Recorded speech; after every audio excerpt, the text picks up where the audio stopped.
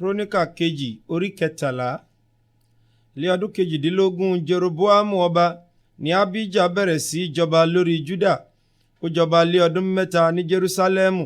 Orúkọ ìyá rẹ̀ sì ni Mikaiah, ọmọbìnrin Urieli ti Gibea. Ogun sì wà láàrin Abijah àti Jeroboamu.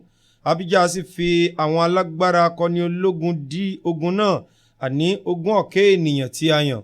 Jeroboamu pẹ̀lú sì fi 40,000 ènìyàn tí a yàn, àwọn alágbára akọni ènìyàn tẹ́ ogun sí i.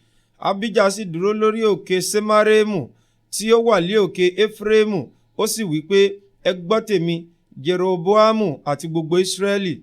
Kò wá tọ́ kí ẹ̀yin kí ó mọ̀ pé Olúwa Ọlọ́run Israẹli fi ìjọba lórí Israẹli fún Dáfídì láéláé, àní fún àti fún àwọn ọmọ rẹ̀ nípa májẹ̀mú iyọ̀.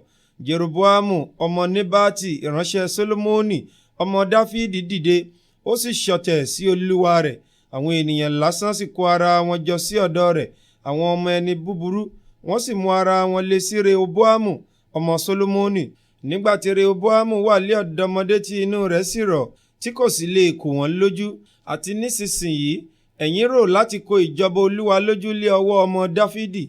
Ọ̀pọ̀lọpọ̀ sí lé ẹ̀yin àti pẹ̀lú yín àwọn ẹgbọrọ màálù wúrà tí Jeroboamu ṣe lé Ọlọ́run fún yín.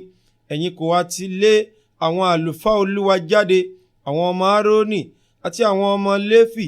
Ẹ̀yin sì ti ṣe àwọn àlùfáà fún ara yín, gẹ́gẹ́ bí ìṣe àwọn orílẹ̀-èdè ilẹ̀ mìíràn.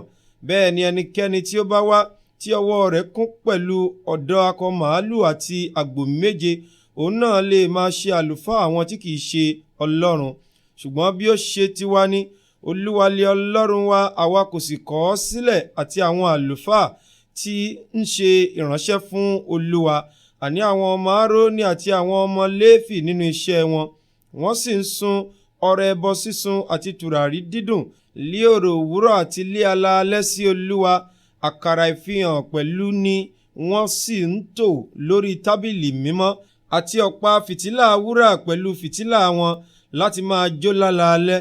Nítorí tí àwa ń pa àṣẹ Olúwa Ọlọ́run wa mọ́, ṣùgbọ́n ẹ̀yin kọ̀ ọ́ sílẹ̀. Sì kíyèsí, Ọlọ́run tìkára rẹ̀ sì wà pẹ̀lú wa lé orí wa, àti àwọn àlùfáà rẹ̀ pẹ̀lú ìpè dídùn ìjayà láti dún sí yín. Ẹ̀yin ọmọ Ísírẹ́lì, ẹ má ṣe bá Olúwa Ọlọ́run àwọn baba yín jà, nítorí ẹ kì yóò ṣe rere.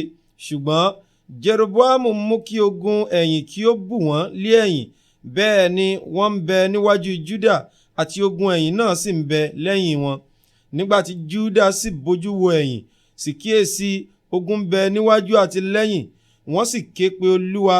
Àwọn àlùfáà sì fún ìpè, olúkúlùkù ọkùnrin Juda sì hó. Ó sì ṣe bí àwọn ọkùnrin Juda sì ti hó, ni Ọlọ́run kọlù Jeroboamu àti gbogbo Israẹli níwájú Abijah àti Juda. Àwọn ọmọ Israẹli sì sá níwájú Juda, Ọlọ́run sì fi wọ́n lé wọn lọ́wọ́. Abijah àti àwọn ènìyàn rẹ̀ sì pa nínú wọn lé ọ̀pọ̀lọpọ̀. Bẹ́ẹ̀ ni 25,000 ọkùnrin tí a yàn ṣubú ní pípa nínú Israẹli. Báyìí lé a rẹ àwọn ọmọ Israẹli sílẹ̀ lé àkókò náà. Àwọn ọmọ Juda sì borí, nítorí tí wọ́n gbẹ́kẹ̀lé Olúwa Ọlọ́run àwọn baba wọn. Abijah sì lépa Jeroboamu, ó sì gba ìlú lọ́wọ́ rẹ̀, Bétélì pẹ̀lú àwọn ìlú rẹ̀, àti Jesana pẹ̀lú àwọn ìlú rẹ̀, àti Efraimu pẹ̀lú àwọn ìlú rẹ̀.